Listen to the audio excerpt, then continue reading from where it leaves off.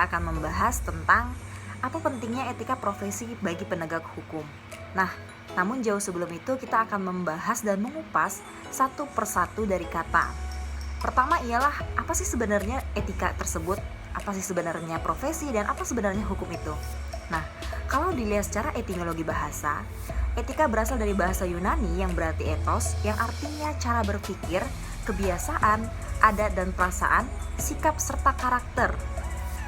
Etika tidak lain adalah aturan perilaku, adat kebiasaan manusia dalam pergaulan antar semuanya sesama untuk menegaskan mana yang benar dan mana yang tidak benar.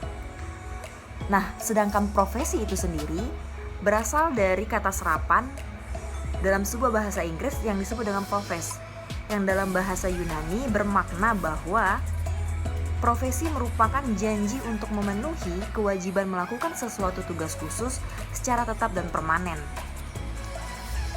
Lalu bagaimana dengan hukum itu sendiri? Hukum merupakan seperangkat norma tentang apa yang benar dan apa yang salah, yang dibuat dan diakui eksistensinya oleh pemerintah, yang dituangkan dalam peraturan, baik itu tertulis maupun tidak tertulis, yang secara jelas dan terang itu mengikat dan sesuai dengan kebutuhan masyarakatnya secara keseluruhan dengan memberikan sanksi terhadap pelanggar dari hukum tersebut.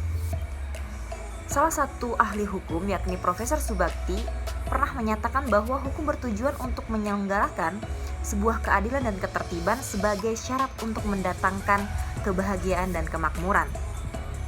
Adapun tolak ukur utama menjadi penyelenggara profesi hukum dalam menegakkan hukum terletak pada independensi dari penyelenggara profesi dan kuatnya integritas moral ketika menghadapi beragam permasalahan yang menjadi tanggung jawab dari penegak hukum itu sendiri.